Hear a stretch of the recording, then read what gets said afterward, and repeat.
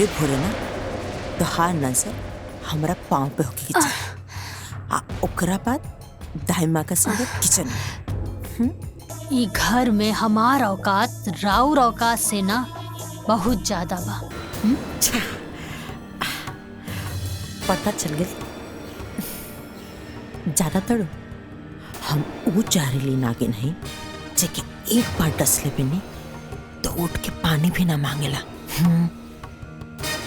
सासू माँ, नागिन प्रजाति के त रउआ पार कर देनी, एमे कौनो शक नहीं खे, लेकिन रउआ नागिन ना, रउआ बानी आस्तीन के सांप, जे पालेला उहे के रउआ डसेनी।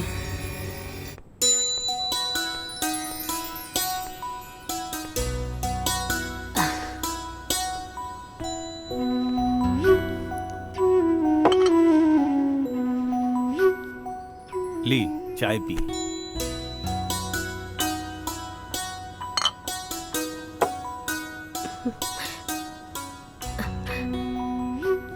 दीदी, ई लोग के पास कोनो पैसा वैसा नहीं के। 2 लाख के झारखंडी कार से आइल बाड़े लोग।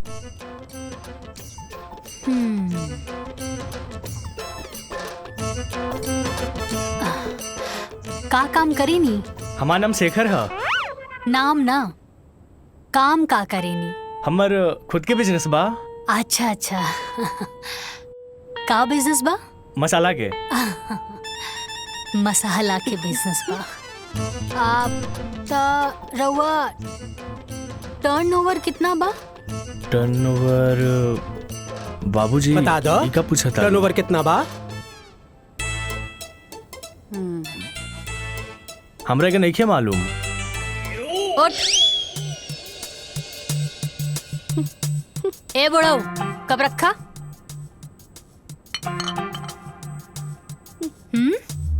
धोखेबाज। अरे ई लोगन के ना बाबूजी कोनो बिजनेस नहीं खे, ना मसाला के ना कुछ। अरे हमके तो लागता कि आटा के चक्की भी ना बा इन लोगन के लगे। ई लोगन के जब टर्नओवर के मतलब नहीं खे पता तो ई लोगन के का मालूम बा। और अभी ले तू लोग बैठल का बाड़ा, उठा उठा। अरे बाबूजी लड्डू ले ली। अरे निकला यहाँ से, निकल बाहर। चला। तू तो बेइज्जतियां करवा देला। चला। अरे बेटी, ई का कइलू तू? अरे बाबूजी, एक नंबर के फटीचर आदमी बाड़े और के लेके आयल रहे ऐसा रिश्ता। हाँ, अरे कामधारी काका। ई कामधारी काका के पास भी ना कोनो ढंग के काम नहीं खे। जैसे वो फटीचर बाड़न ना, वैसे ही फटीचर रिश्ता भी लेके आवेलन। अरे साची से बियाह करे खातिर कोनो ऑडी फॉर्च्यूनर बैंक बैलेंस लेके आए, तब जाके साची सोची है कि शादी करे के बा कि ना कि ऐसा 5 लाख झारखंडी कार वाला। हाँ।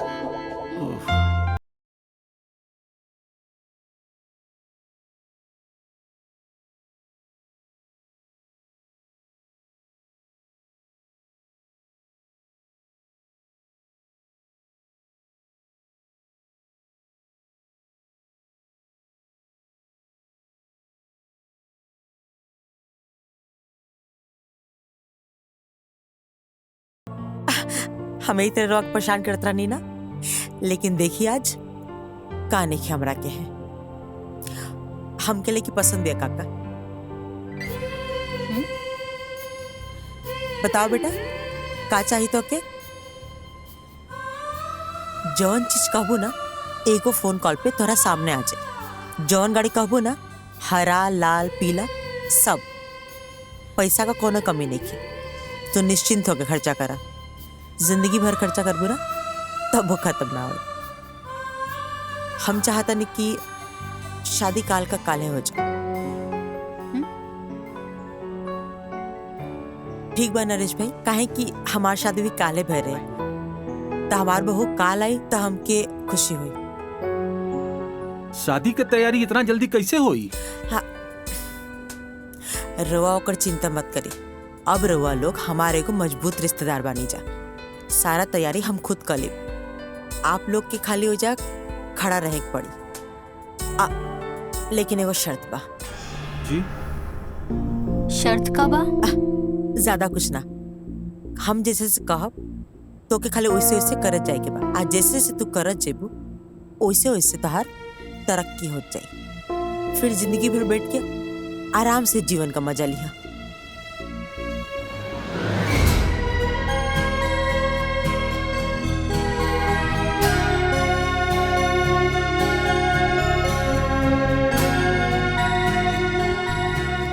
कुछ कम होता बता दे जा।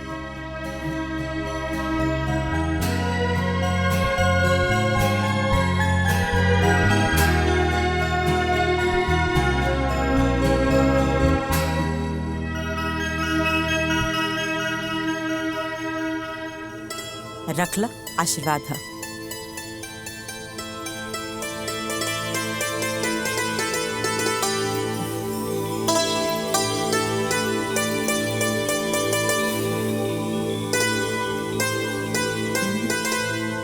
अब तो शादी तय हो गई। हाई लीजा मिठाई, पूरा मोहल्ला में बंटवा दीजिए। ठीक बैठे, आज्ञा दीजिए। खुश रहा।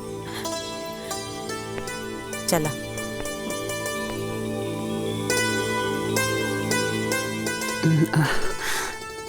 बिना लड़का देखे शादी के लिए हाँ कह दे लू?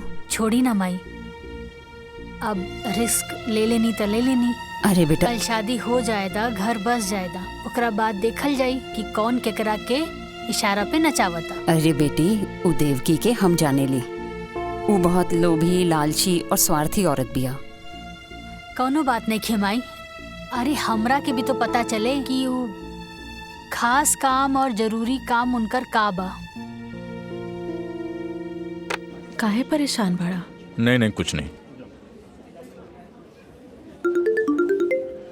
माँ का फोन है।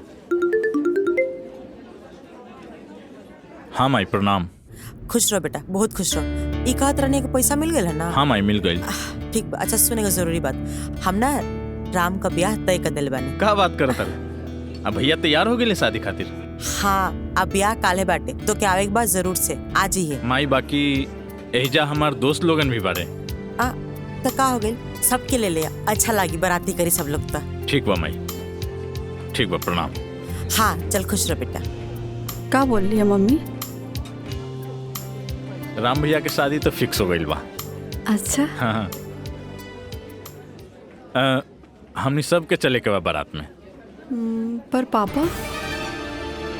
या तो हर पापा तो ऐसे भी हमनी के शादी ना होके दी है। तो चला हमार दुनिया में।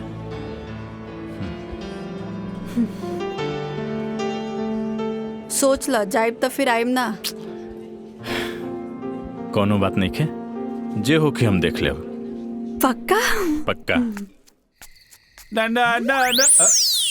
का जीजा जी, राम भैया कहाँ पड़े? अरे होइए कहीं हैं? आ तू सुनते सुनते पहुंच गया यहाँ तक। हैं? राम राम छिया छिया। कोची राम राम? मतलब साफा एकदम हाया शर्म सब घोर के एकदम पी गई बड़ा। ससुराल में आके अब बिना काम के ससुराल में खाता शर्म नहीं के आवत? आ तू तो बड़का पहाड़ तोड़ता रहा ना। अरे तो हम ही जाके नौकर हैं, हम काम करे नहीं। देखत नहीं खी कि दिन भर कितना काम करता रहा। हैं? साथ में राम के दोस्तों हैं। ई कमाल शरीर है, फूल के गुब्बारा हो गई बड़ा। अरे मर्दाना शक्ति जगावा, आए एजा से औरत के लेके निकला ठंडे ठंडे। बात करो तोड़ा, देख अभी देख नाश्ता आई गर्मा गर्म। ये लेके आई, ये लेके आई। अरे हमर मेहरारू लेके आई। अच्छा। बैठा चुपचाप। ऐसन बात बा, मतलब दीदी तोरे खातिर नाश्ता बनावे गइल बाड़ी। हाँ हम देखत बानी। हाँ तो देख ली, देख ले। आ गई ले राम भैया। मटरू, हाँ बैठा बैठा। सामे से ढूंढा तानी, कहाँ पड़ा तुम? इनका के जरा सा समझावा। ई सब काम धाम छोड़ के इस ससुराल में पड़ल बड़े, यही जा खात बड़े, यही जा पियत बड़े, शर्म वरम सब खत्म हो तू गए। तो पहाड़ तोड़ता रहा। काहे जिया जी के परेशान करत ताड़ा मटरू? छोड़ दी। ठीक देखा आ गई, देखा नाश्ता आ गई। खींचा, तू बैठा बैठा बैठा बैठा। अब ही तो कहत रहला हमार डर से खाना बनावे, नाश्ता बनावे। दीदिया कहाँ कुछ कहत रहनी, कहाँ कुछ कहत रहनी। वाह भाई वाह वाह, हे भगवान हे भगवान। नाश्ता लो, नाश्ता करो। भैया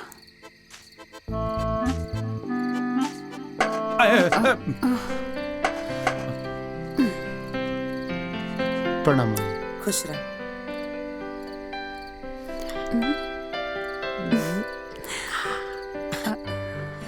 माई मिठाई कौन है खुशी में?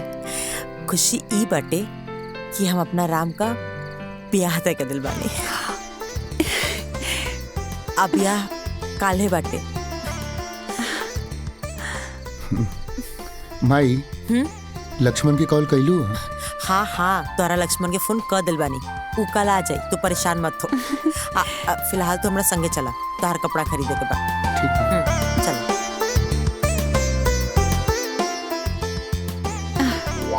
हाँ, खाए में तो तेज बढ़ले बड़ा, लपेट ला। ए दीदिया, इनकरा के चुप करा रे, बिना मतलब के, ना काम के, ना काज के। ज्यादा मत बोली, मिठाई खाई। ब्याह तय हो गई, हमरा के केहू कुछ बतैबे न कई। कबो कबो तो संदेह होला कि हमू ई घर के दमादे न हई, हैं कि कुछ और हैं। बतावा, अभी कुछ कामो न कैनी है, आ कल बियाहो बा, न कपड़ा सिलवनी आ न कुछ खरीदारी करनी।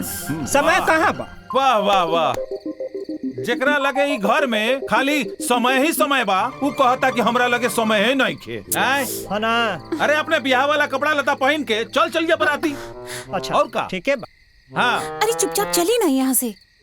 जा जा निकल जा। धीरे बोला तो गलवा के नस फट जाए। हाँ चला निकला। अरे मिश्री मलाई खैला और कैला तन बुलंद, अब खैया शकरकंद।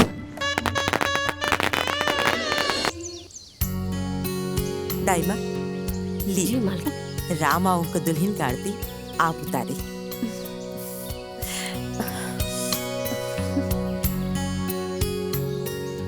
घर में नया बहू के आरती एगो नौकरानी करी का? ये नौकरानी ना हमार दाई माँ बड़ी। दाई माँ मतलब नौकरानी ही होला ना? दाई माँ का करबो दुल्हन, राम इतना ना दाई माँ का के उनके प्यार करना की। अच्छा छोड़ा जायदा, कोनो बात नहीं। तू आवा, कलश की लात मार के भीतर आ जा।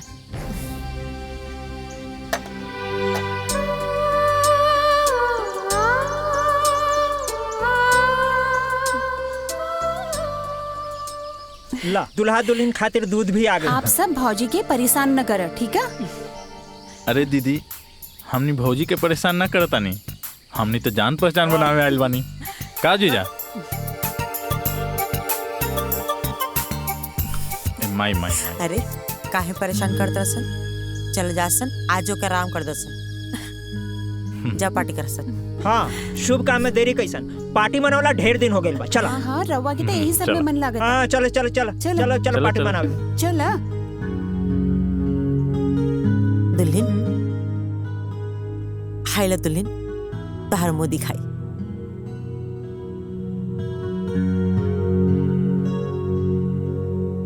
पूरा 5 लाख कहा। आज से तो के कुछ भी जरूरत हुई हमके बता दिया, तोहर पूरा ख्याल हम रखब। हाँ, आज से न बहू, राम का जिम्मेदारी हम तो के सब पता नहीं। राम के तू अब अपना मुट्ठी में रखिया। जाना तो ना, हर औरत के अपना पति के ना अपना मुट्ठी में रखे के चाहिए। कहे कि मर्द का जात था कभी भी बिगड़ सकेला।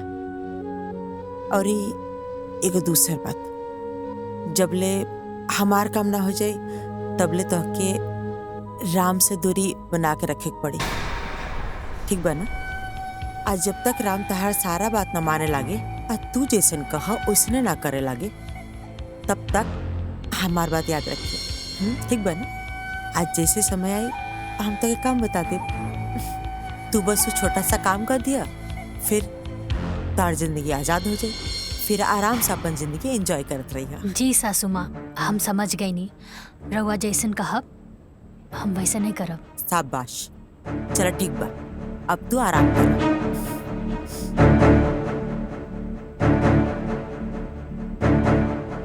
कैसन माई बिया जे अपन बेटा के ही अपन पतों से दूर रखे के बात कर दिया। बियाह त लोग घर खानदान बढ़ावे खातिर करे ना लोग। खैर, हमरा के का करे के बा, जे हुक्म चलावे के बा चलावे दा।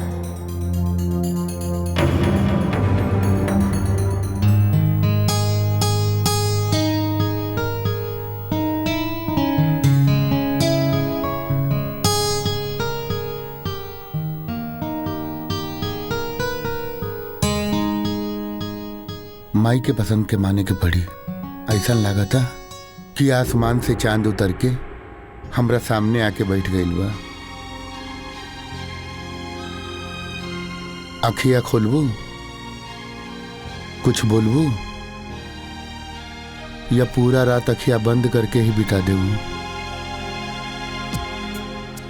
अखियां एक शर्त पे ही खोलब। का शर्त बा? पहले रहुआ हमरा के वचन दी। ठीक बा, हम वचन देतानी। कहा ना जी कि सब कुछ इतना जल्दी भइल कि हम एक दूसरे के ठीक से जान पहचान भी ना पौनी।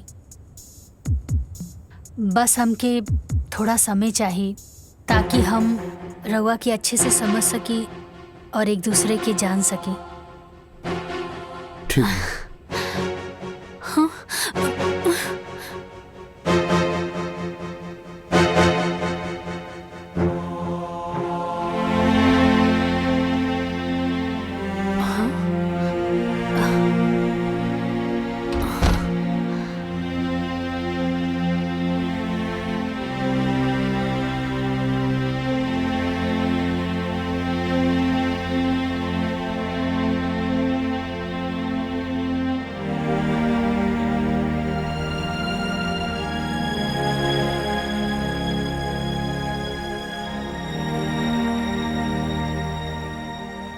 हमरा के माफ कर दिया।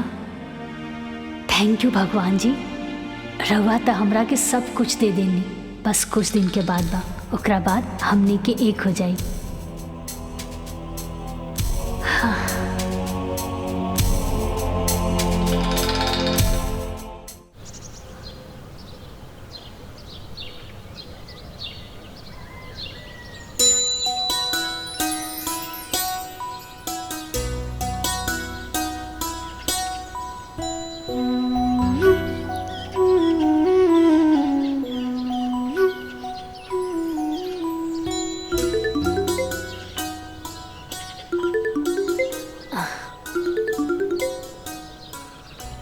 माई प्रणाम। खुश रहा बेटा, बहुत दिन हो गए तोरा से बात कैले। कैसन बाड़ू माई? हम एकदम ठीक बानी बेटिया, तू बतावा। हाँ हाँ सब ठीक बा, हम हो ठीक बानी। और साची तोहर सास कैसन बिया? माई सासू माँ तो बड़ा रहस्यमय बाड़ी, का कहेली का सोचेली वो खुदे समझेली। सुन बेटिया, हम तोरा के पहले भी बतैले रहनी, नजर रखियो ओकरा पर, बहुत खतरनाक बिया हो। अच्छा ये सब छोड़ा माई, ये बतावा कि बाबूजी कैसन बाड़े? ठीक बा बेटा। पूछत रहले कि साची के फोन आयल कि ना? ठीक बा माई, अब हम फोन रखा तानी, बाद में बात हुई। ठीक बा? ठीक बा।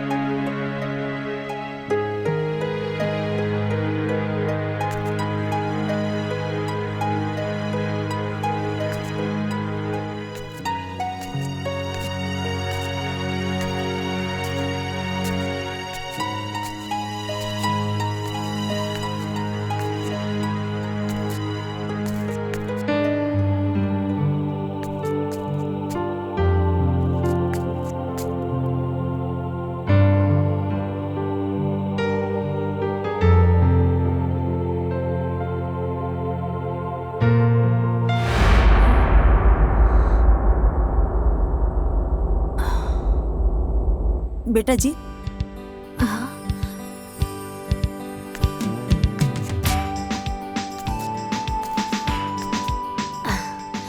बोली ना सासू माँ। धन देख के ऊपरे ताकत रहबो का? माई बाबूजी संस्कार निखर सिखौले। सॉरी।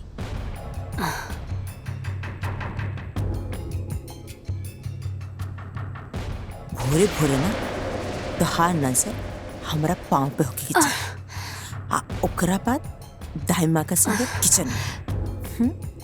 आ बाकी काम देखे खातिर त अभी हमार हाथ पर सलामत बा।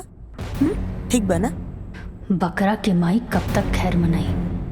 आज राउ टाइम बा, चलाला हुकूमत। कल हमार आई त हम बताई। दुखा गल का? कोई बात ना, आगे से ध्यान रखिए। आगे से हमसे पूछे बिना उन्हें मत जिया। काहे सासू माँ, भूत प्रेत के वास बाकाओं में? जितना बोलल जाता ना उतने सुनल करा। ढेर दिमाग लगावे का जरूरत नहीं है। ठीक बना? आपन दिमाग मत चलावा, भीतर जा। आखिर ऐसन का बा वो दिशा में जे हमरा से छुपावत अड़ी? ये कमरा के रास्ता हम जरूर खोल के रहब।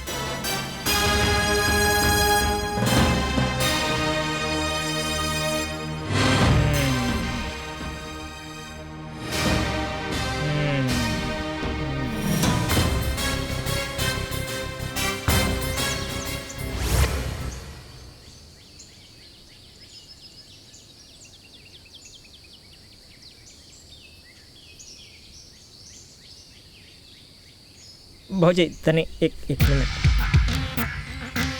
हाँ बोली ना पाहुन, का बात बा? बैठे अब बैठे। बैठी ना रहुआ। तब कहीं भौजी का हाल चाल बा? हाँ पाहुन, सब कुछ ठीक बा। कैसन लागल घर दुआर और इमे रहे वाला लोग सब? हमरा छोड़ के बताएं। सब केहू अच्छा बा। घर द्वार भी बहुत अच्छा बा। हमरे जैसन खा गई नहीं ना धोखा। हाँ? एहिजा के लोगन के चेहरा गोर बा, बाकी दिल काला। हमरा दिल बिल्कुल साफ बा, गोर बा। रउआ सोचत हो खब कि काला कलोटा सुखड़ा आदमी के कि मंदाकिनी कैसे मिल गई? लंगूर के अंगूर कैसे भेटा गई? हाँ? कैसे बैठा गई? मोहब्बत भौजी। हाँ। मोहब्बत में आंधर हो गई रहनी है। वही मोहब्बत के चक्कर में ओकरा से बियाह कर बैठनी। ओकरा माई के चक्कर में, ओकर माई के मीठी मीठी बात में मुहा के घर जमाई बने खातिर तैयार हो गई नी भौजी। हमरा का मालूम रहे कि घर जमाई के साथ साथ ये जेल खाना के भी मुंह देखे पड़ी। ये अच्छा खासा चलता फिरता आदमी जेल खाना में बंद हो गई। अभी जेल से कैसे मुक्ति मिली है भौजी, कुछ समझ में नहीं खे आवत। पाहुन रहुआ चिंता मत करी, सब कुछ ठीक हो जाई। ए जी कहाँ बानी? अब का होल तहरा के? सुनी, रहुआ देख ली, हम अपन काम निपटा के आवत। ठीक बा भौजी।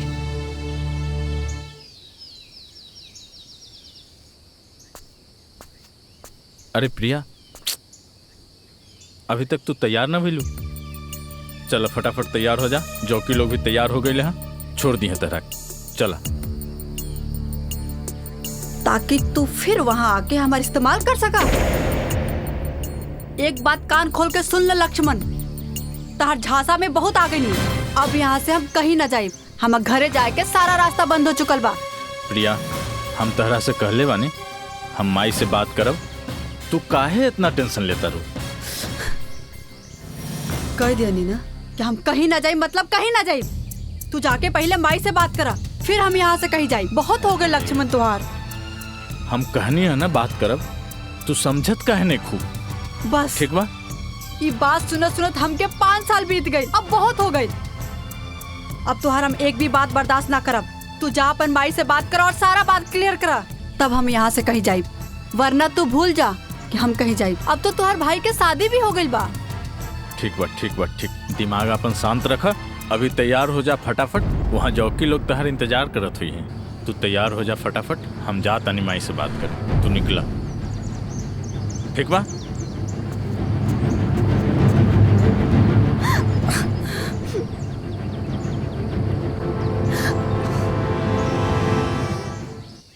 ई मटरुआ त दिन पर दिन लापरवाह भइल जाता। अभी ले खाना लेवे ना आइल। राम के खाई में देरी होता।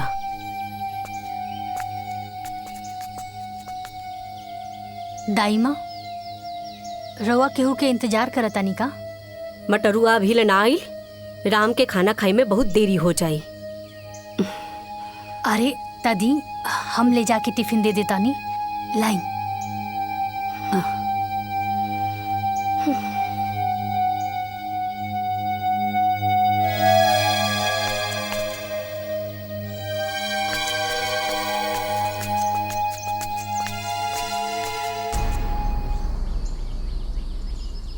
बेटा जी, पति पर प्यार उमड़े लागल बा का? सासू माँ रवे तो कहले रानी ना कि अपना पति के मुट्ठी में करे के बा। बस ये सब उहे के प्रयास बा। शाबाश, ई भइल ना बात। कहा तो का चाहिए? हमके तो बस राउर आज्ञा चाहिए। ठीक बाटे, आज से राम का टिफिन तू ही लेके जेबू। जल्दी जा, वो तो के गोदाम में भेटैया। अनाज जाए का समय होता ना। ठीक बा, और ये हमार बात याद रहे। जा। जी सासू जी।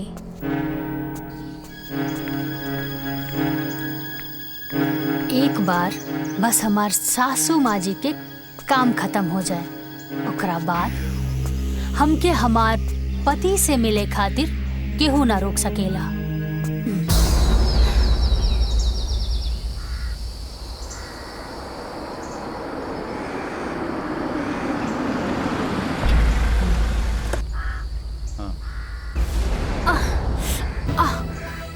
आराम से उठो, बिल्कुल आराम से। रुका। हम डॉक्टर के बुलावता नहीं। चलिए।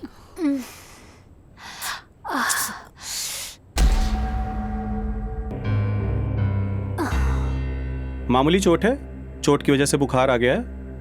मैं दवाई लिख के दे देता हूँ, आप मंगवा लीजिएगा, सुबह तक ठीक हो जाएगा। धन्यवाद डॉक्टर साहब। मटरू, हाँ माँ जी। ये डॉक्टर साहब दवाई लिख के देता ना, जाके ले ले यहाँ। और डॉक्टर साहब के भी बाहर तक छोड़ दा। ठीक बा। ए जीजा, साथे चलो। तू रहेला तो हमरा थोड़ा ठीक लगी। हम कहे जाई? हम कहीं रात के बहरा आई जाए लेना। ये कुल तहरा वजह से भइल बा। तू जा। हमरा वजह से? सरऊ तू समय पे टिफिन लेवे आ जाता तो ये आज भौजी के संगे ये ना होखी। हाँ जा।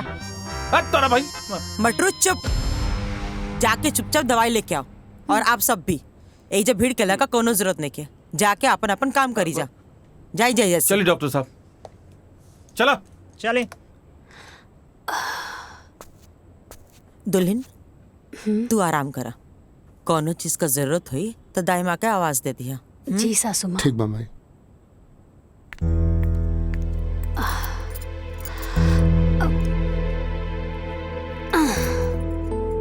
अरे रहे दी ना रहुआ, हमके कम्बल दे दी।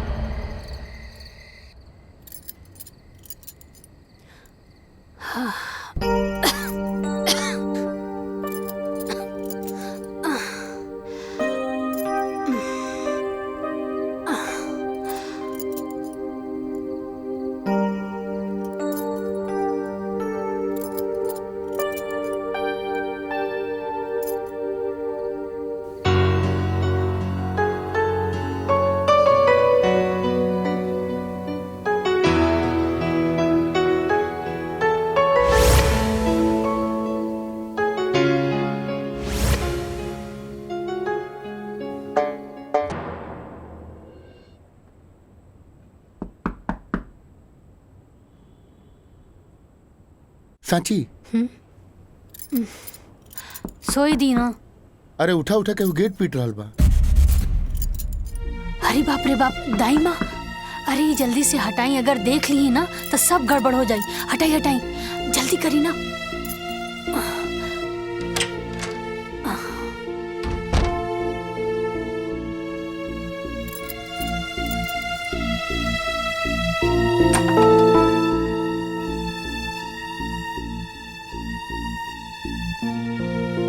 अभी ले तू लोग सुतल बाड़ा जा। ली चाय पी ली। दाई माँ, एक छोटी सी गलती की वजह से रउआ अभी ले हमरा से नाराज बानी। आपन बेटी समझ के हमरा के माफ कर दी ना। हम तो तोहके ओ दिने माफ कर देने रहनी हा, तोहसे भला काहे नाराज रहब। तू तो लक्ष्मी बाड़ुई घर के। जल्दी से तैयार हो जा, काहे की मालकिन 2 दिन खातिर बाहर जाए वाली बाड़ी। अच्छा ठीक, बहुत काम बा, हम जाता नहीं। हाँ।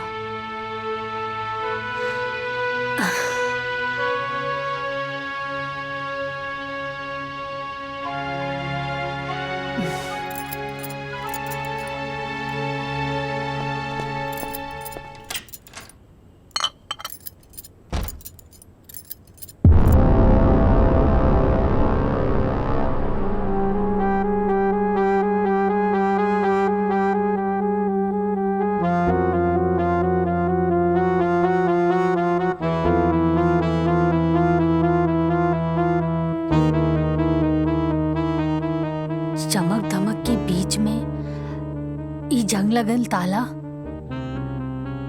कहीं कमरा में कोनो राज तो दफन नहीं खे।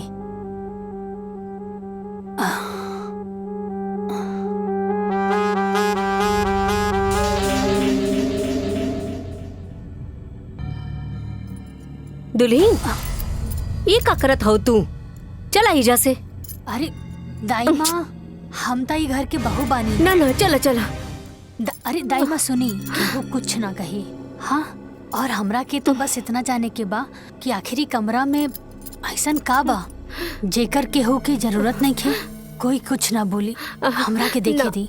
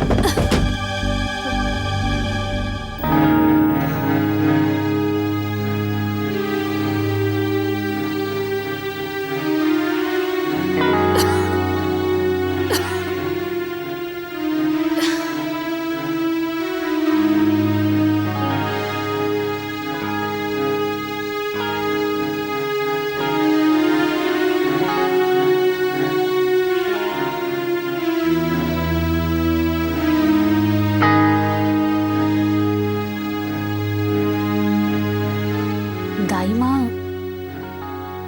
ई के बा? ई मालिक के तस्वीर बा दुल्हीन।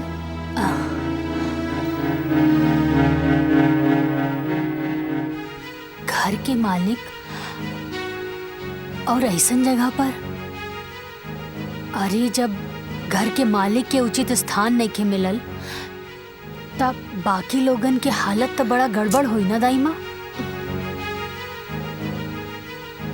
हम मालिक के उचित स्थान जरूर दें। ना ना दुल्हीन, ना।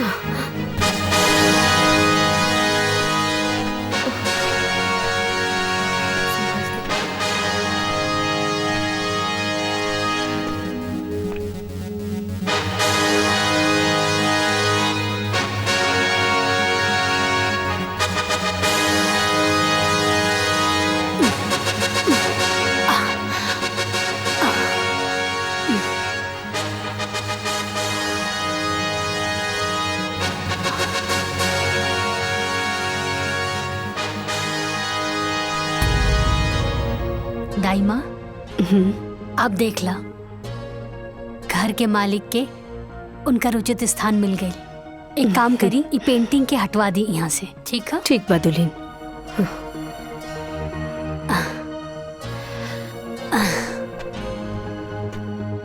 बाबूजी की फोटो वो कबाड़ खाने में, लेकिन काहे?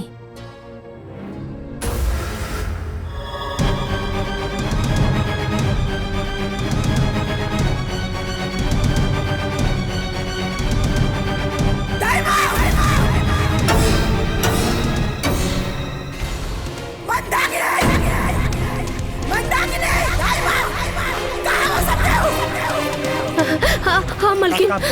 कहाँ भाई माई? मंदाकिनी, ये फोटो आईजा क्या टांगला सा? हाँ? अरे बाप, क्या टांगला सा ये फोटो आईजा? पता ना भाई। हाँ? अरे ये फोटो का हाथ गोड़ा था, आपने आग टंगा दिल हाँ?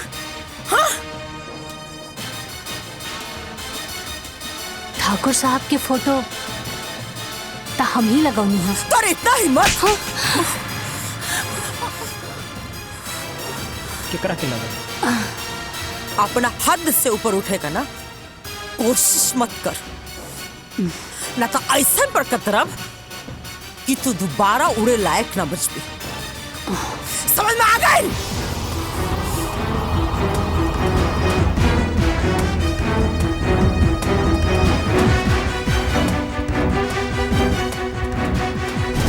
का भइल माई? कुछ ना बेटा,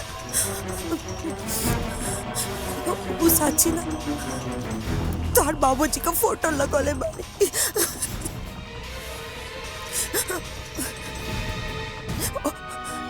वही खातिर शाबाशी देत रहनी है।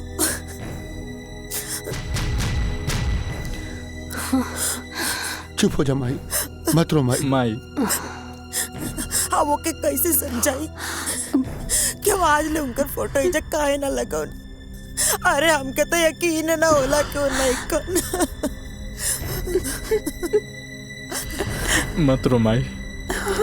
बाकी कोनो बात ना, अगर दुल्हन फोटो लगाइए दिले बाड़ी तो ये दुल्हन ओ पाएगो मालो टांग दो।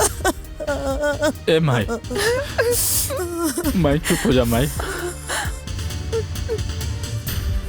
अब जब बाबूजी के प्यार हमनी के किस्मत में लिखले नहीं खे, तो कोई भी कुछ का कर सकेला माई।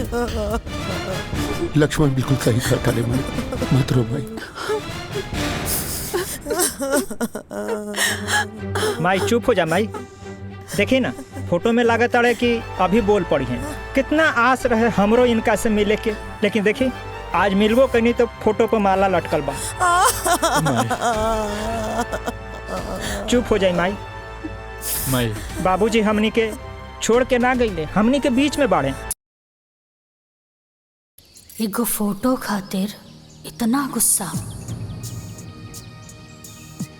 ससुर जी की फोटो देखकर सासू माँ तो एकदम आग बबूला हो गई।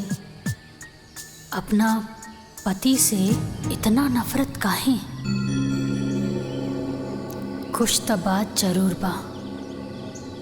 आखिर सासू माँ के हमरा से ऐसा कौन जरूरी काम हा? कहीं एकर मतलब ई तना कि हमरा के हमार पति से ना मिले देवे के हिस्सा भी यह प्लान के बा।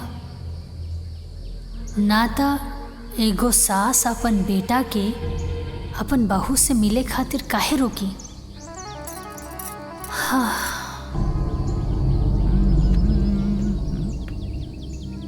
भाभी, भाभी, भाभी। अरे देवर जी आई।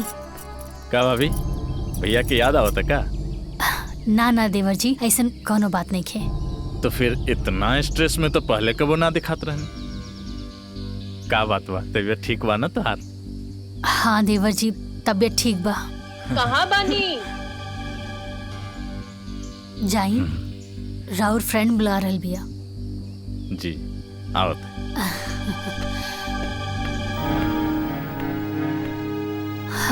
आखिर केकरा से पूछी जे हमरा के सच बतावे। दाइमा, हाँ दुल्हन। एक कप चाय मिली का?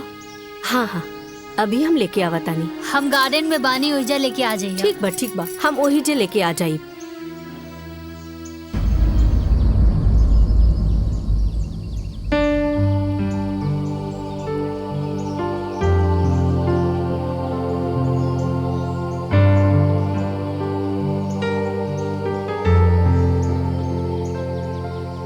दुल्हन, हाँ हाई चाइला।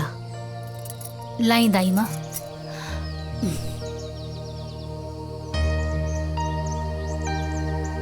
दाइमा, का दुल्हन? अगर रवा से हम कुछ पूछब त रवा बुरा तो ना नु मानब? ऐसन काहे कहत हो? पूछा। दाइमा, रवा ई हवेली में कितने साल से काम करत बाड़ू? जब से राम के जन्म भई तब से ये हवेली में हम बानी। हाँ। अच्छा दाइमा, एक बात बताई, ई ससुर जी की फोटो देख के सासू माँ इतना गुस्सा में काहे आ गईली? एकरो जिम्मेवार हम ही बानी दुल्हन। छोड़ो ना, जायदा उनकर तो आदते बा बोले के। अरे दाइमा सुनीता, एक तरफ बहू भी बोलतानी और दूसरी तरफ बात भी छुपा रहल बानी। और हुआ जिम्मेदार कैसे मानी? का बताई दुल्हन, राम जब 5 साल के रहने तबे मालकिन के स्वर्गवास हो गई और मालकिन की याद में ठाकुर साहब दिन रात नशा में ही रहे लगने। तब ठाकुर साहब से हम ही जीत गईनी कि हमर गांव में एगो हमर सहेली बा, ओकरा से बियाह कर ली। और ठाकुर साहब भी बात खातिर तैयार भी हो गईलन। और एक दिन देवकी, एक बात हम था कि यूं क्लियर कर देता नहीं कि हमरा से कबो संतान के तू उम्मीद मत रखिया।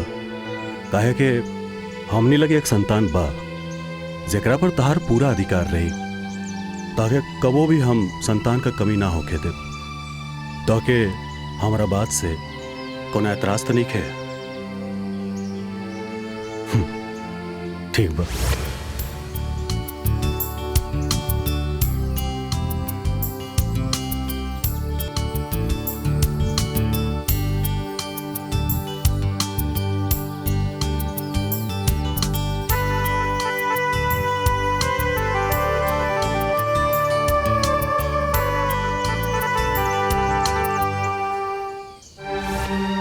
फिर का भइल?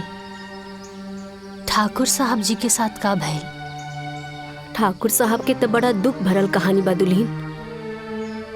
फिर देवकी के जीत के आगे ठाकुर साहब हार गईले। देवकी, कौने धर्म संकट में डाल देलू?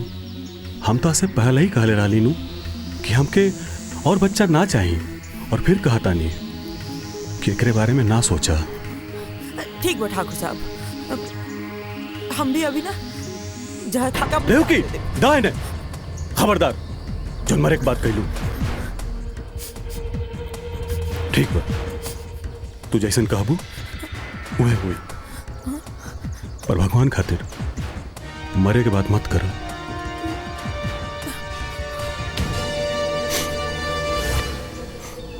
और कुछ महीना बाद देवकी अपना कोख से 2 गो बच्चन के जन्म दिहली, एगो लइका और एगो लइकी। अपना बच्चा के मुंह के देख राम के प्रति रवैया बदल गई। ठाकुर साहब भी देख के बहुत दुखी भइले और हमरा से एक ही बात कहले कि गीता, हम ई बियाह कइके बहुत बड़ा गलती कर देनी, लेकिन कोनो बात ना बा, हम ई गलती के अपना जीते जी सुधारब। और एक दिन वकील के बुला लेने।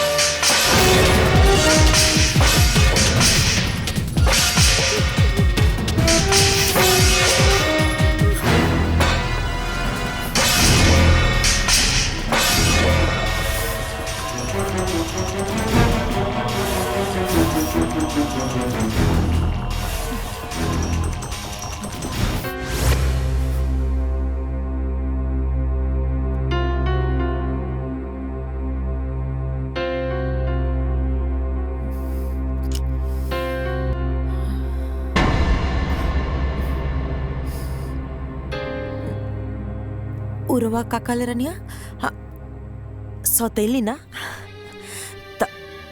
तब जब रवा हमके सौतेली कहिए देले बानी त अब हम रवा के बताई कि सौतेली का होले। तो रवा के का लागल कि रवा वसीयत बदल के जंग जीत लेनी। अरे जंग था अब शुरू भला। रवा आज से अभी से हमरा खातिर मर गई।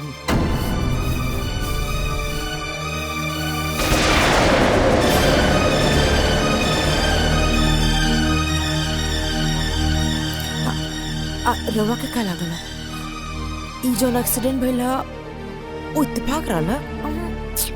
आहा वो हम करवले रहनिया।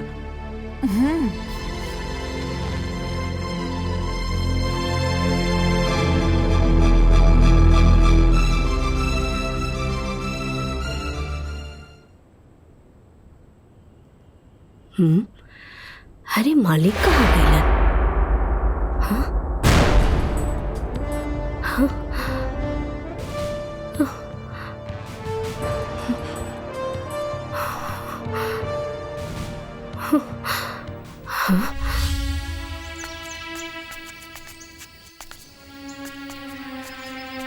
ओकरा बाद ठाकुर साहब कहाँ गईनी?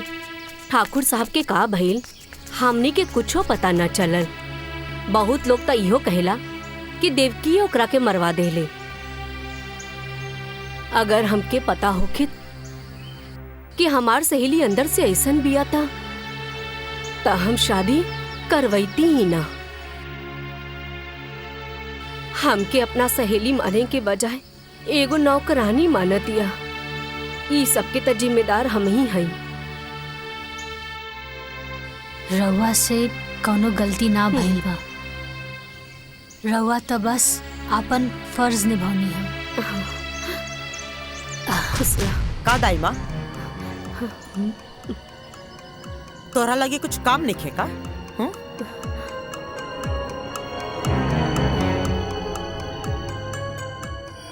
ए लड़की तू रुक।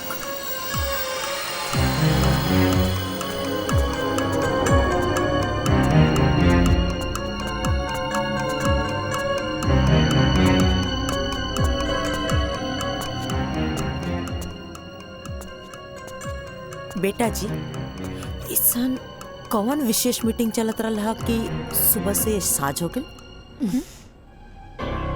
सासू माँ आज तक हम रउआ से कबो कुछ पूछनी है का? आपका हवा पानी बदले खातिर भी हमके राउर इजाजत लेवे के पड़ी। एगो फोटो टांग के हमके उल्टा जवाब दे के हमरा खिलाफ जाके तू साबित का कल चाहत अड़ो। तो हर 2 कौड़ी का औकात हम चुटकी में बर्बाद कर दे। जहाँ से आई बड़ू ना ओइजे उठा के फेंक दे। सासू माँ हम इतना मूर्ख नहीं थे। हम ही घर में बियाह करके आइल बानी और रहल बात औकात के ता आज भी ई घर में हमार औकात राउर औकात से ना बहुत ज्यादा बा। काहे कि ई पूरा घर के मालिक हमार पति बाड़े।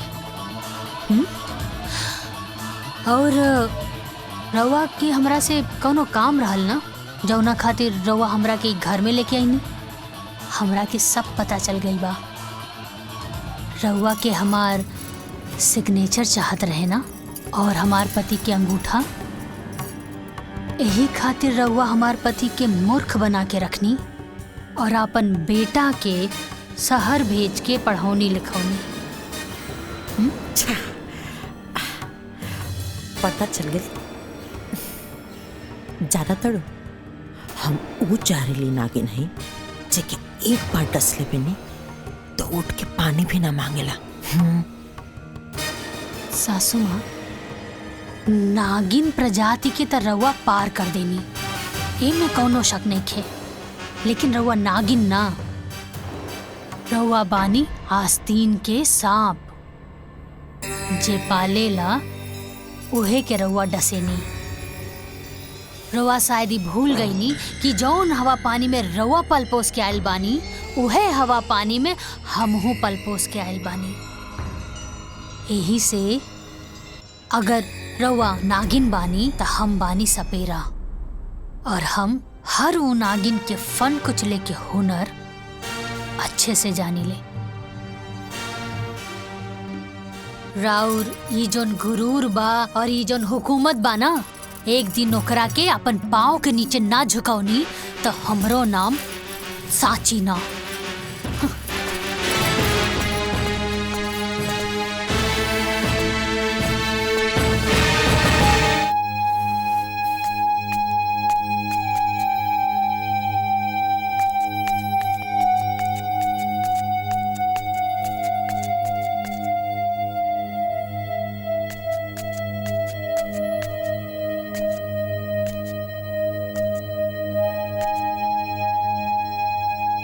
भौजी सुनी ना, 1 मिनट सुनी ना।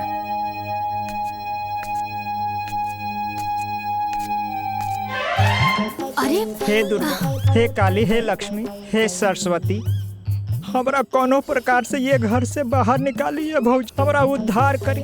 अरे बाहुनी, ई रउआ का कर रहल बानी? हाँ उठी, अरे पहले उठी। उठ गई नहीं, हम रउआ के बात मान गई नहीं, बाकी रउओ के हमारे वो बात माने की हुई।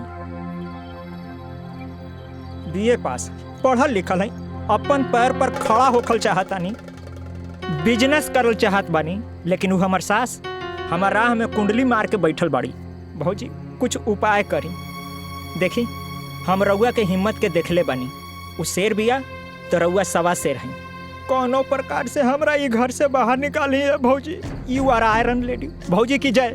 अच्छा सुनी पाहुन, हम जल्दी रउआ खातिर कुछ करब, लेकिन अभी हमरा के जाए दी, कुछ जरूरी काम बा, समझी? जी जी जी ठीक बा ना? जी भौजी, जाइन जाइन, लेकिन जल्दी ये कोशिश करब ये भौजी। लेकिन का भइल? बात नहीं करे के हमके। अरे लेकिन कुछ बताइबू कि का एक भइल? बार कहा तेने की बात नहीं करे के तो नहीं करेंगे। तो के एक ही बात बार बार बताए पड़ी, समझ में नहीं क्या हम का कहते नहीं। जा तू यहाँ से।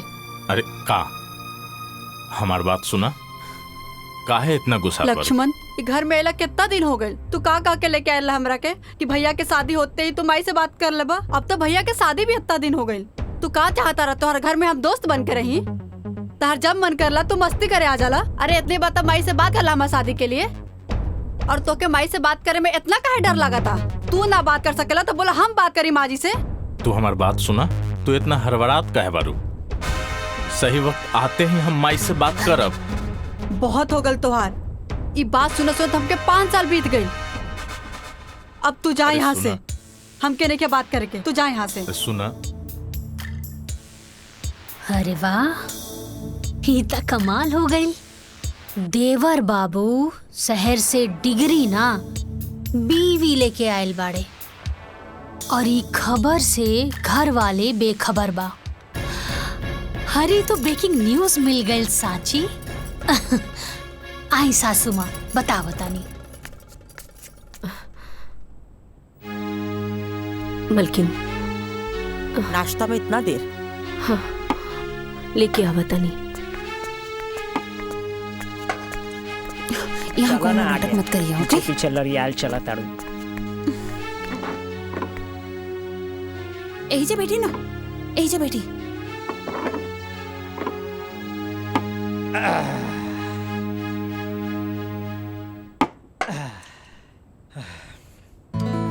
भूख लागल बा।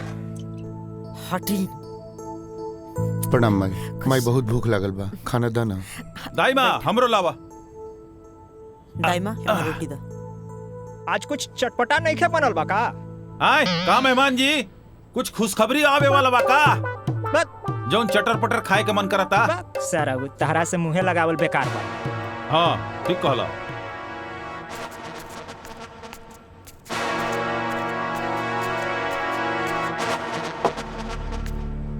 दाई माँ हमरो दा भूख लगल बा। हाँ ठीक बा।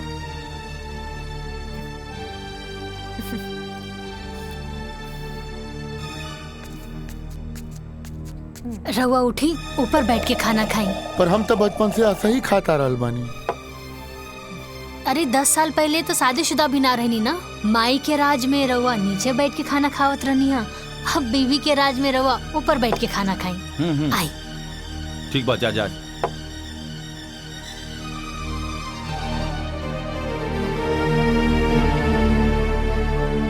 आई बैठी।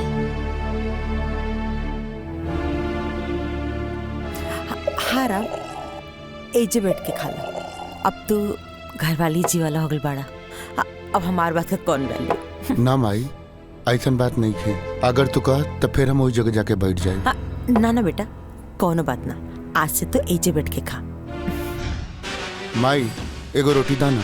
हाँ हाँ।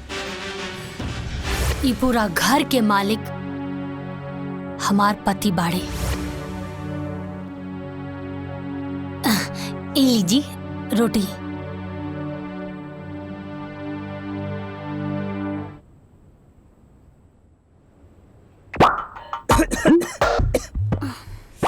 कितना तीखा भाई सब।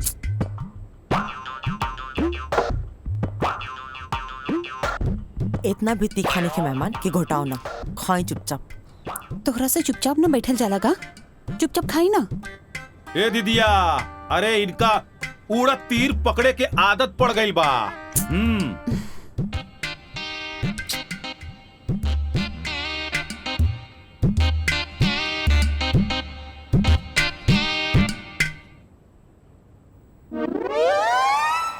देवर जी, प्रिया राउर सिर्फ फ्रेंड ही बिया या फ्रेंड से कुछ ऊपर? अरे हमार कहे के मतलब है कि फ्रेंड ही बिया तब तो ठीक बा, काहे से कि अब राउर उम्र भी हो गल बा बिया करे खातिर। ता हमनी के गांव में लड़की ढूंढल जाए का, काहे से कि हमार गांव में ना बहुत सुंदर सुंदर लड़की बिया। का सासू माँ? बहू तो के लक्ष्मण का चिंता करेगा कोनो जरूरत नहीं है, अभी होकर माई जिंदा भी है। हम आप सबसे कुछ कहल चाहता नहीं। हम और लक्ष्मण 3-4 साल से लिविंग रिलेशन में बानी जा, तो आपके कोई और लड़की ढूंढने की जरूरत नहीं है। हाँ माई, प्रिया सही कह रहल बिया।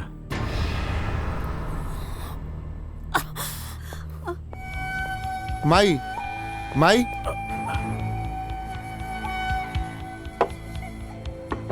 लक्ष्मण लक्ष्मण, जा जाके माई से तू माफी मांगा। भैया तू हो चला ना। ना हम न जाए, तू जाके माफी मांगा। ठीक।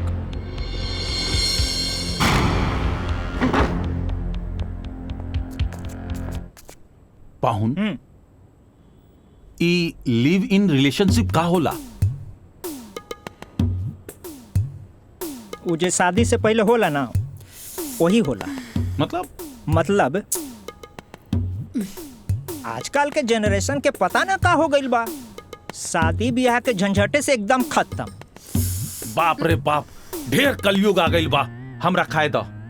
ढेर बात बोल, अब चुपचाप बैठी ना। दीदिया का कहती है सुना।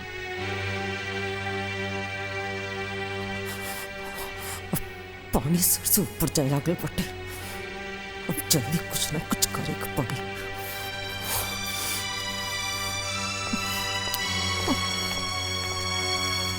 माई माई,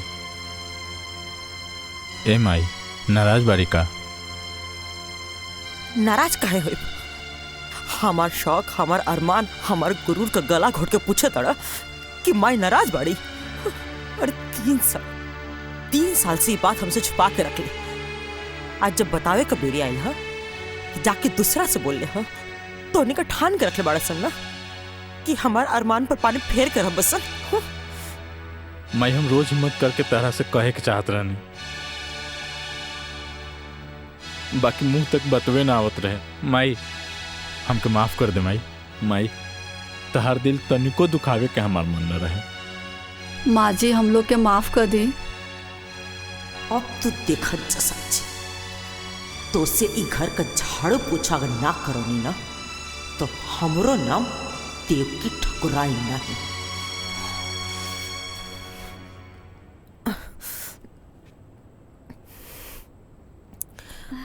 प्रिया तो हमके शुरू से पसंद रही बुद्धू।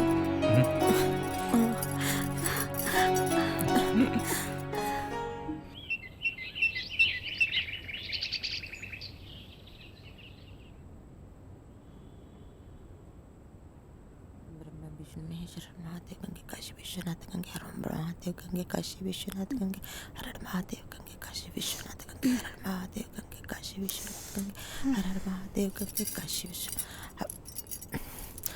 दाइमा जी मालकिन। अरे पूजा का थाली पूरा घर में दिखा दे।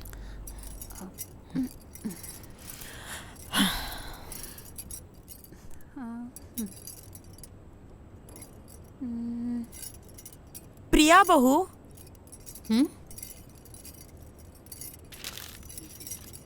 ए हमार बहू। हाँ माँ जी। बहू आवतनी। निक लगा था ना।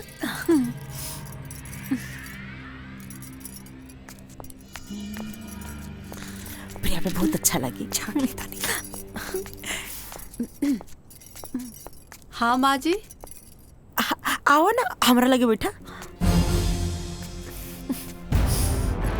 हमार चांदनी है बहू। अब देखो प्रिया, तू हमके पहले तो कुछ ना बतौलू तो हमके ढंग से स्वागत करे के भी मौका ना मिलल।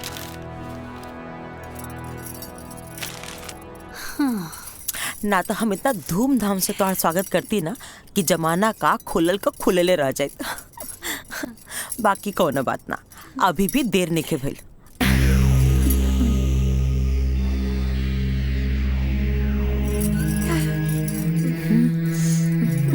हमार खानदानी हारा।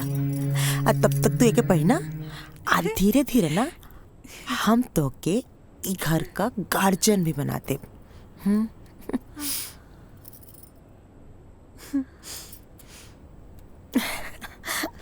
प्रणाम भाई। खुश रख। लक्ष्मण।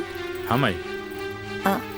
प्रिया का मम्मी पापा जी के ना संदेशा भेज दो कि हम वो लोग से रिश्ता का बात कर चाहते नहीं। माई हम तरह से बोले के भूल गई नहीं।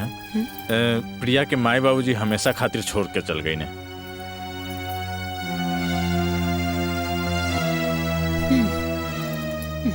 हाँ तो का भेल, हम प्रिया का माई हैं आज से। अरे राम, तू एजा काहे बैठल बाड़ा? जाके पंडित जी के बोल दा तहार छोट भाई का ब्याह तय हो गइल बा। ठीक बा माई, हम जाके अभी पंडित जी के बुला के लावतानी। सांची तू हो जा, माई के काम में हाथ बटावा। जी हाँ सांची। अरे हमरो के केहू कुछ बताई कि हमरा का करे के बा। हमहू ये घर के दमादे हैं, हमरा का करे के बा। शादी ब्याह के माहौल बा, ज्यादा कूदी ना। चली तैयार हुई। चला चला, एकरा में घबराए के कौन बात बा। चला।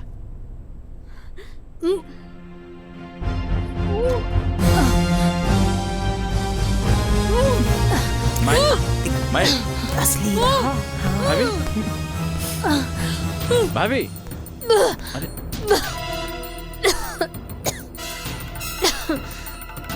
और ये तहार खुशी देख के मुंह बनावती है।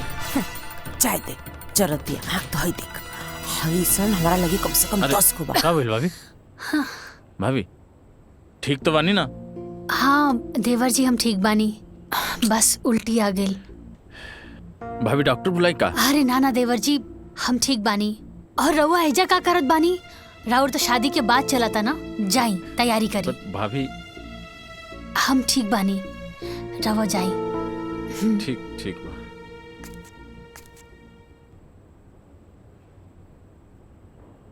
हाँ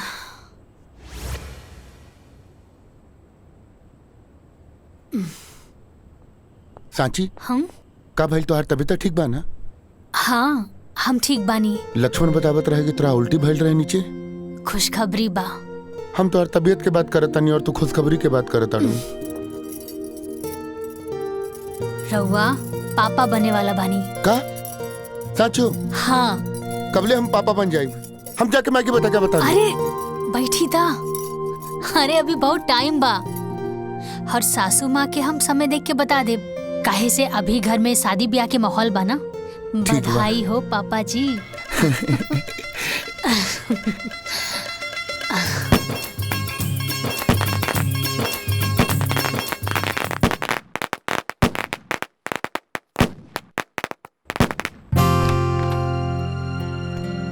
प्रिया, हम आवतानी भाभी के देख के। आजे देखल जरूरी बका, कल चल जी हा। आवे जा, चुपचाप बैठा।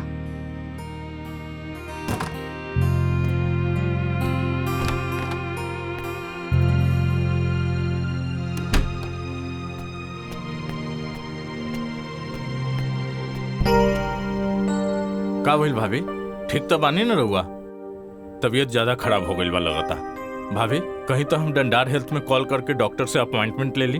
अरे नाना देवर जी, हम एकदम ठीक बानी और ये सब करे के कोनो जरूरत नहीं खे। और रउआ एजा का कर रहल बानी? जाई, प्रिया इंतजार करत हुई। अरे ना भाभी, पहले हमरा खातिर रहुआ लोगिन बानी, ओकर बाद प्रिया। हा लक्ष्मण, तू टेंशन मत ला, हम बानी नु। तू जा, प्रिया तहार इंतजार करत हुई।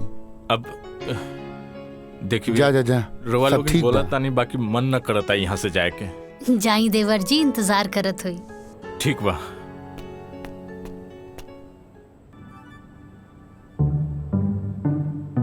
एक बात बताई, सच में हम बड़ा किस्मत वाला बानी जी, हमके ऐसन देवर जी मिलल बड़े। हाय तोहार मुंह दिखाई। बहुत अच्छा बा, बहुत यूनिक बा। लक्ष्मण कहाँ बा प्रिया? उ गइल बड़े साची भाभी के देखे, बीमार बड़ी। हमार तो अपने लेकर पराया हो गई बा। हमार लड़का मतलब? प्रिया, ओ राम हमार अपन बेटा ना हा। अरे उ सौतेला ह, सौतेला। हम बहुत कोशिश करें कि लक्ष्मण ओकरा से दूर रहो, लेकिन वो तो भैया भैया करके एकदम भगत बन गई बा। अब तू ही सोचा दुल्हन, का हम इहे दिन खातिर ओके पढ़ौले लिखौले रहनी हा कि वो जाहिल गवार का पीछे पीछे घूमत रहो? हाँ, बाकी प्रिया, अब हम ये चाहता नहीं ना कि तू लक्ष्मण के अपना मुट्ठी में रखा। हाँ, कोशिश करिए कि लक्ष्मण जितना हो सको वो नौकरन से दूर रहो। हाँ हाँ, ठीक बाटे, तो अपन ध्यान रखिए, ठीक बा? आराम करा।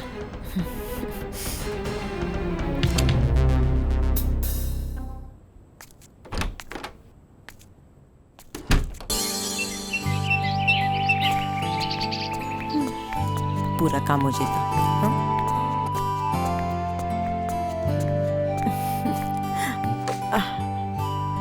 प्रणाम माई। तू भी बैठ जा बेटा।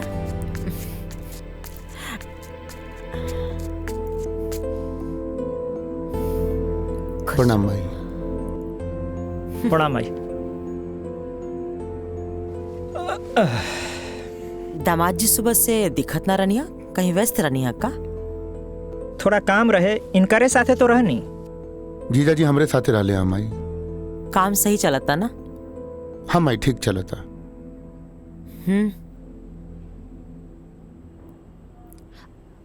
सुनी ना देवर जी। हाँ भाभी। जीजा जी के रवा लोगन से कुछ बात करे के रहल हा। हम कहाँ कुछ कहनी हा। हाँ, कहत रहनी है कि सिनेमा।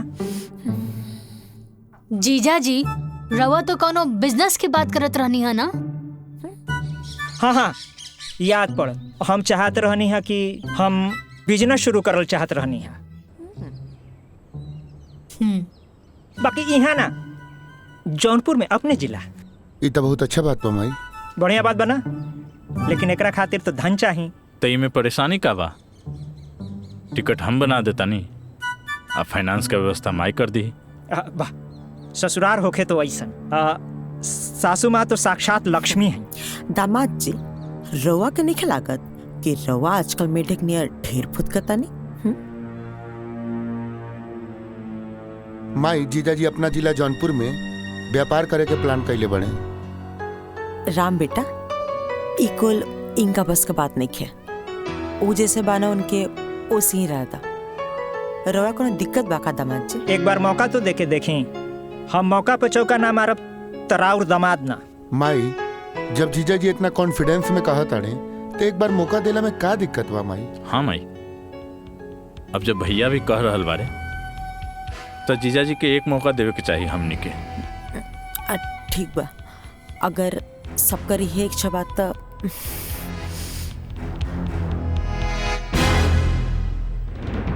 जिया जी हमरा टिकट बना देता नहीं। ला खाली हम अकेले थोड़े जाए।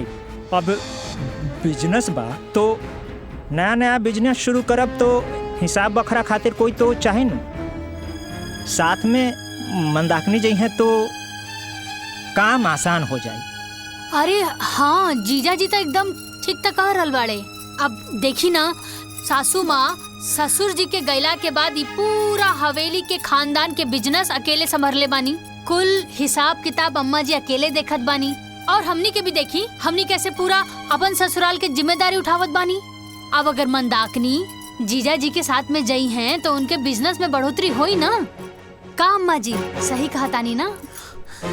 तो ठीक बा जिया जी, हम दोनों जना की टिकट बना देता नहीं। हाँ देवर जी कर दी।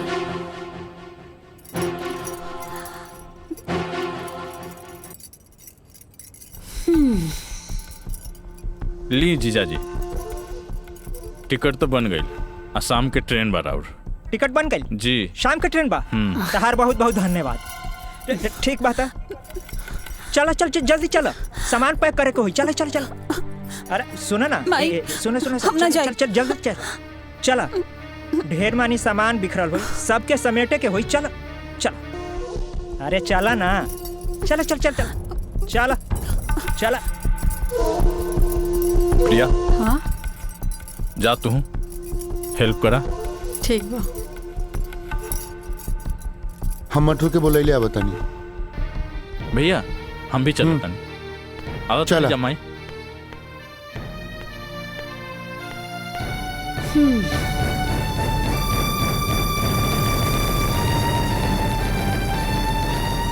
तो के कर खामियाजा भुगते पड़ी लड़की। भोगी तो अब रउआ सासू माँ, और देखत रही कैसे एक एक करके सब केहू के रउआ से दूर कर दे।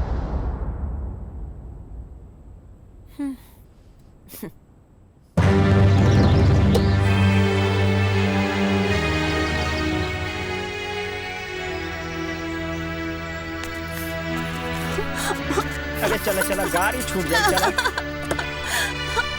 चलो, बैठो बैठो बैठो। प्रणाम। चलो माई, चलो तनी। ठीक बात है, चलो तनी।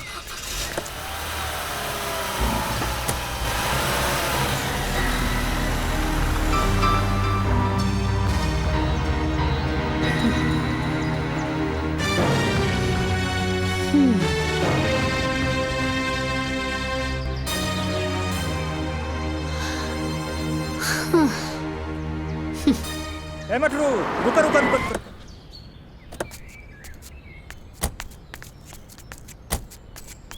ए जीजा जी, का भाई झाड़ा लग गई का?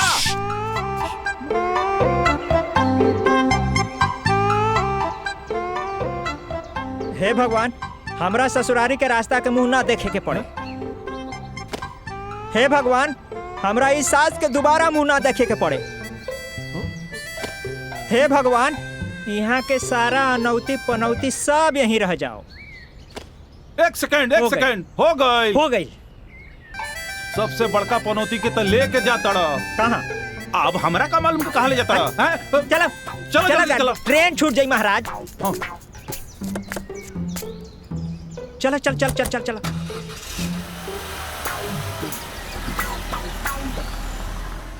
दाई माँ, ये फोटो देख के लागता कि इनकरा के कहीं ना कहीं हम देखले बानी, लेकिन कहाँ देखले बानी याद नहीं के आवत।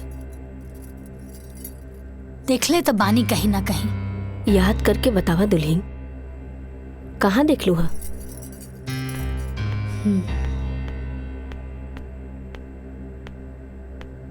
दाई माँ, एक कप कॉफी मिली का? हाँ अभी अभी लावता नहीं। ठीक बा।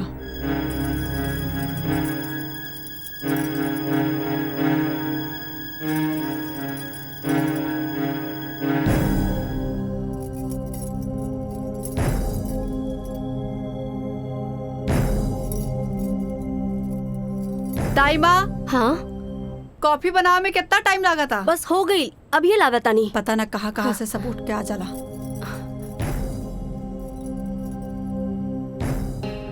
इला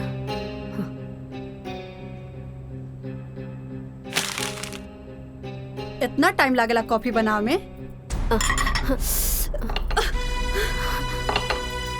यू बास्टर्ड जाहिल गवार, तुमको सेंस नहीं का? दुल्हीन वो गलती से गिर गई ला। प्रिया, तमीज नहीं खे का कि अपने से बड़ से कैसन बात कल जाला? अरे कम से कम दाई माँ की उम्र के तो लिहाज रखा। लिहाज आप करी, काहे कि आपके नौकरानी और मालिक के बीच के फर्क नहीं के पता। अरे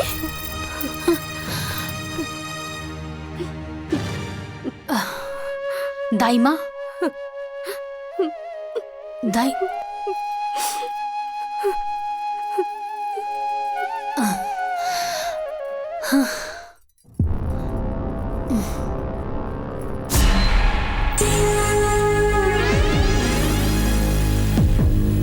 अच्छा,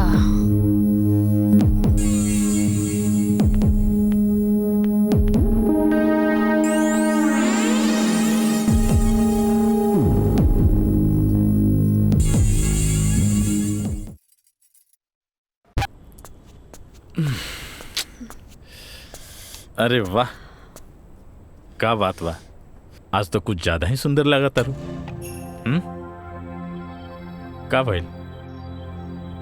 प्रिया चलो हमके टॉवेल दे, नहाए के पड़ी, बहुत देर चुनचुना था।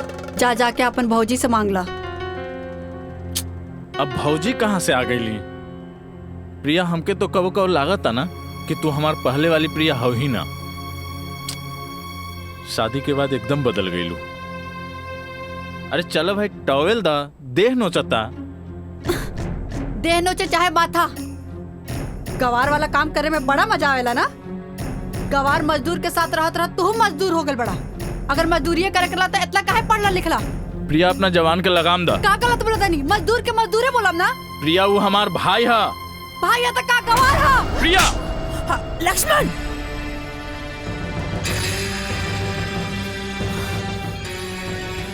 तोर हिम्मत कैसे भइला हमार बहू पे हाथ उठावे के? मायू हमार राम भैया के कहतिया कि गंवार हा। और का गलत कहलस है? अरे पढ़ल लिखल पड़े तो मालिक का काम करू। माई लेकिन वो तो भैया के शोभा देता ना। तो ठीक बा, जिंदगी भर ओकर नौकरी करू, हाँ ओही का संपत्ति पर गुलाम बन के जी। माई तू का कहता रू? हम सही कहता नहीं। अरे तोर बाबूजी मरे से पहले अपन सारा संपत्ति वो राम का नाम पे कके चल गया। अब अगर ओकर मर्जी हुई तो ओमा से होता के 2 टुकड़ा दे, बाकी अब तक वो संभव नहीं है। काहे के ओकर आपन वारिस आवेला बाटे। आपको जब मेहरारू भी है ना, उन ओमा से 2 कौड़ी भी तो के ना दी। अरे बेटा, हम तोर माई है, जौन कहता नहीं तोर भलाई खातिर कहता नहीं, तू समझ। माई हमके कुछ समझ नहीं के आवत। माई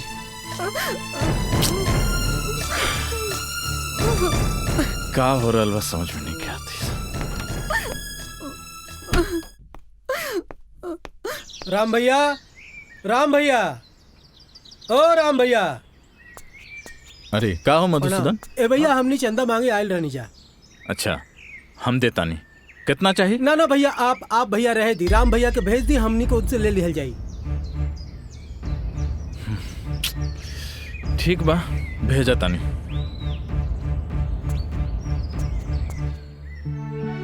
देखा राम भैया आ गए। भैया का भइल मधुसूदन? भैया हमने मंदिर में पूजा अर्चना खातिर चंदा मांगे आयल बानी। अच्छा, कोनो बात ना, हर साल के तरह ए साल भी पूरा पूजा के खर्चा हमरा तरफ से। ठीक है भैया। है ला पैसा। जी भैया। कोनो चीज में कमी ना होके के चाहिए। ठीक है भैया। निसंकोच कोनो बात हुई तो बताइए। जी भैया, प्रणाम। ठीक बा। प्रणाम भैया। लक्ष्मण, का भैया? नाश्ता कैला है? हो गई। हाँ मटरू भाई, थोड़ा बाहर जाता नहीं काम से, तू खेते पे जाके पानी पटा ली है। भैया आपन काम ना खुद ही करे के चाहिए। ऐसे भी हमके अभी बहुत काम बा अपन प्रोजेक्ट पे। आई पढ़ाई लिखाई हम खेती गृहस्थी करे खातिर नेखे कहीं ध्यान रखिया। आदमी अधिक पढ़ला लिखला के बाद थोड़ा सा डिस्टर्ब हो जाला का। चुप छोट भाई बा चल। हाँ चला।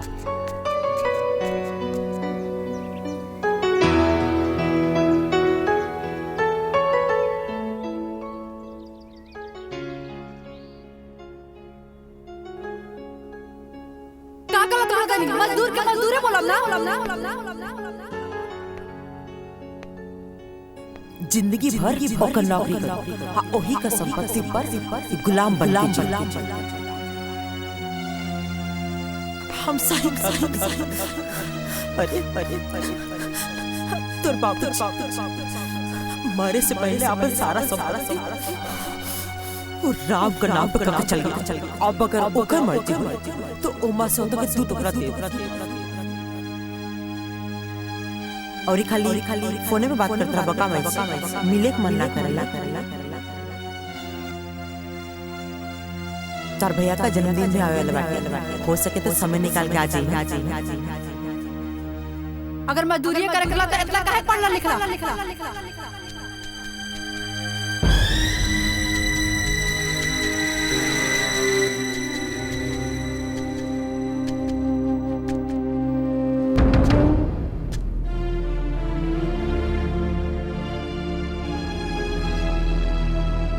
प्रिया तू ठीक कहत रहलू। हमार नाम के एक भी पहचान अपन गांव वाले के सामने नहीं है। तो के हम उहे न समझात रहनी। हाँ अब सही समय बाटे अपन मुट्ठी टाइट कर दे, न तो सब कुछ ना रेत का नियर निकल जाई। तो माई ओकरा खातिर का करे के पड़ी? विशेष कुछ ना करे के पड़ी, खाली वसीयत का पेपर पे राम से अंगूठा लगा के पड़ी, ओ लड़की से साइन करा के पड़ी। बस पूरा दौलत संपत्ति के सब कुछ के तो इकलौता वारिस हो जाए। ई काम हम आज का आज ही कर दे। राम के तो हम जैसे बोलो उससे कली, बाकी टेढ़ा खेर बिया लेकी, बाकी जो भी हो आज तो फैसला हो के रहे।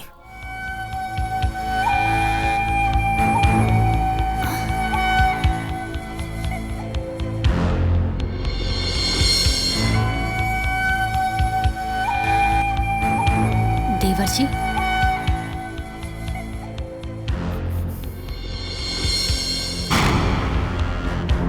सासू माँ, बहू सवेरे मंदिर गिरलू, सास का दिया बाती कर तड़ू, बहुत शुभ घड़ी बाटे। तनिक हमार छोट काम कर दो, हाई पेपर साइन कर दो। सासू माँ कौना चीज के पेपर बाई? तो के याद बा तो से कले रहनी, तो से को छोट काम रही, जब सही समय आए तो बता दे। उहे ला वसीयत का पेपर साइन करता।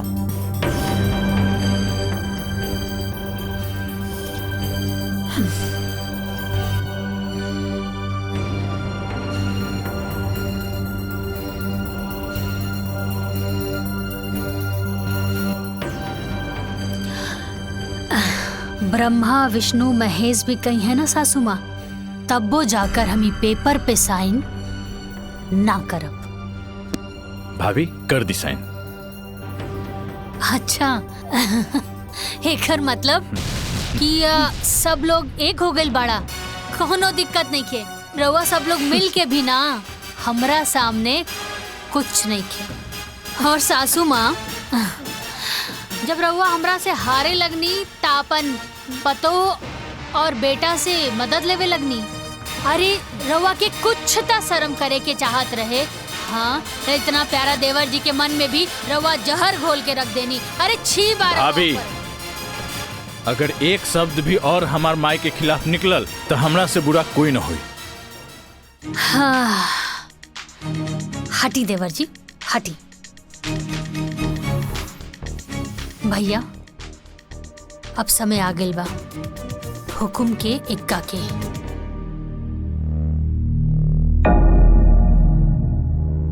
सासू माँ तू डाल डाल त हम पात पात।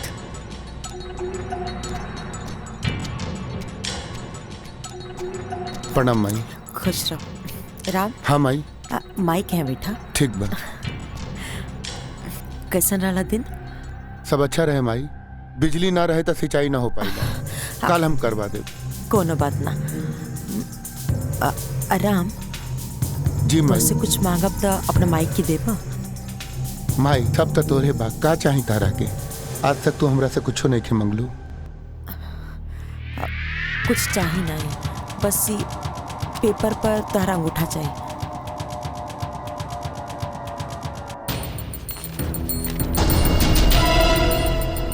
यहाँ पे माई।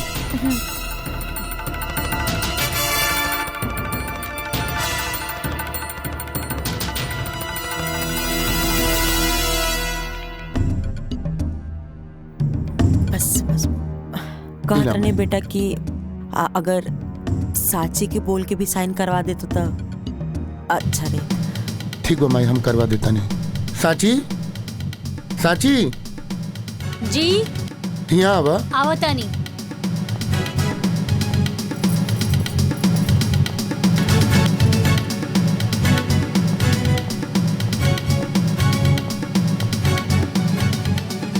का भैल जी?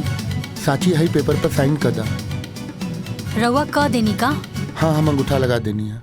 रउआ भी ना इतना सीधा बानी। ए लेकी हमरा के ज्यादा टाइम नहीं है, चुपचाप जल्दी से साइन कर। सासू माँ रउआ गलत जगह प्रयास करतानी। हम कहनी ना कि हम ई पेपर पे साइन नइखे करब और कबो ना करब। साची जिद मत करा, साइन कर दा। रउआ के पता भी बा कि का बा? अरे वसीहत के पेपर बाई। ए लेकी ते चुपचाप साइन कर बिक्की। हाजी तुर सुहाग के मिटा के रखती। अगर रउआ के मारे के बाना तो हमरा के मारी। तो के मार के का करब? तो क्या तोर बच्चा के तई घर में नौकर बना के रखो। माई ई तू का कहा ताड़ू?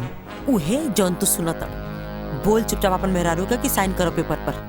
साची साइन कर देना। माई के काहे गुस्सा देवा बता? माजी देखत का बनी, गोली चला दी। ना माई, गोली चलावे के बात ना भइल देखो सौतेला भाई पे इतना बोधा है, काहे दिखाओ दिन माजी गोली चला दी। सौतेला तहार दिमाग खराब हो गेल बा। ये सब का बोला तारू? प्रिया सही कर दिया। ई राम तो हर सौतेला भाई हो। माजी गोली चलाई। ना माई, ना माई, माई ना। माई ए जी, माई का कइलू? ए जी, ई का हो गइल? अरे दाई माँ। अरे ये तारा के मत कह भाई, भाई पर हाथ उठा बे। दाई माँ। माई का भइल? एकरे के माफ कर दे माई। ये बच्चा माई के नहीं के पता भाई का कइले बा। अरे 9 महीना माई कोख में रख के अपना खून के दूध बना के पिया बेली, तब बेटा दुनिया देखे के लायक बनेला। ए माई ई का कर देलू माई? अरे एक बार हमरा बोल के तो देख तू। तोरा के सब बत्ती चाहत रहे ना, हम अपन जान निकाल के तोरा कदमों में डाल दे। भैया भैया भैया बेटा बेटा राम भैया आखिरकार तू हमरे बेटा के मार देले। माई ए खातिर ब्याह के लाइन लड़ी तारा। माई का कर देलू माई? कोने जन्म का बदला ले तारू तू हमसे। लेके चले अस्पताल लेके चले। भैया राम लेके चले। राम जल्दी जल्दी जल्दी।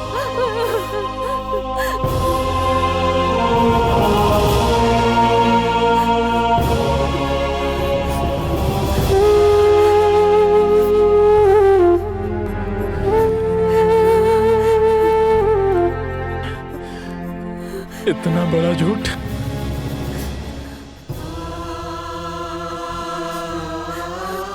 हमके तो तू कहले रहलू हमार बाबूजी ना मारे।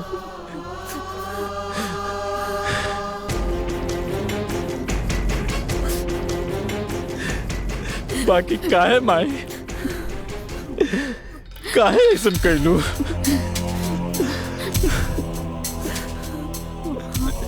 ना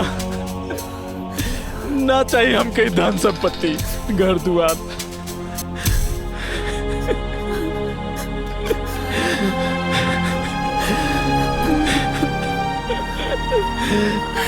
ना चाहिए। माफ कर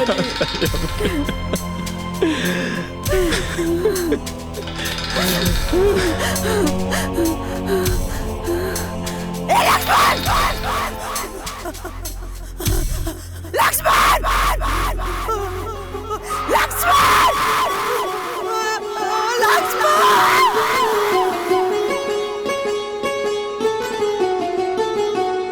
ठीक हो ठीक बानी ना? हाँ हम ठीक बने। आराम बाबू, होश आ गए। लक्ष्मण, हाँ भैया। कैसन बाड़ा तू? हम ठीक बानी भैया, रउआ ठीक हो जाई, सब ठीक हो जाई। हम ठीक बानी। मन में मैल रहल जे भी वो, मन में मैल रहल जे भी वो, सबका मैल धोआइल बा। काहो खेला खून के रिश्ता सच में आज बुझाइल बा। काहो खेला खून के रिश्ता सच में आज बुझाइल बा। हर आँख में लोर भराइल बा, हर आँख में लोर भराइल बा, हर आँख में लोर भराइल बा, हर आँख में लोर भराइल बा। तू मत रो भाई। अरे तोरा हमरा से थोड़ा भी नफरत ना होला? हर कोनो बात से कबो हम बुरा मन लिया माई। मत रो माई, मत रो माई। तू माफी मत मांग माई। अगर हमरा से कोनो गलती भइल बा तो हमरा के माफ कर। हम ठीक बानी माई। माई मत रो ना माई, मत रो।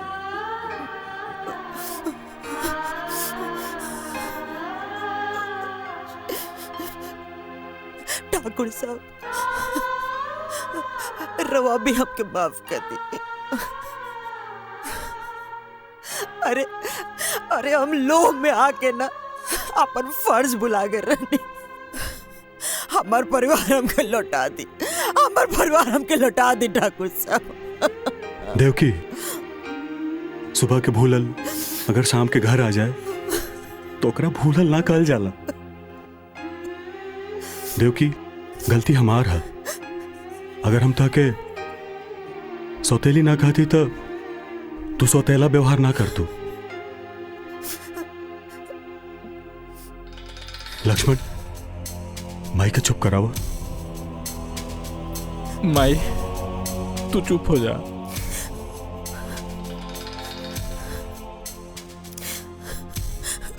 बहू, हम सबसे बड़ तो हार गुनाहगार बनी। अरे तू तो हमारा घर का लक्ष्मी रहलू, लेकिन हम तोरा संगे कितना गलत कही, कितना गलत। तो कि जौन सजा देवे के बा तू हमके दे दा, बाकी हमके माफ कर दा। माई, माई, रउआ के प्राश्चित कैला के कौनो जरूरत नहीं खे। राउर एक एक आंसू ई बात के गवाही देता कि रउआ निश्चल बानी। और माई कहल जाला ना कि अंत भला त सब भला। और सासू माँ, अब सॉरी माई, अब कौनो शर्त वर्त तो नहीं खे ना?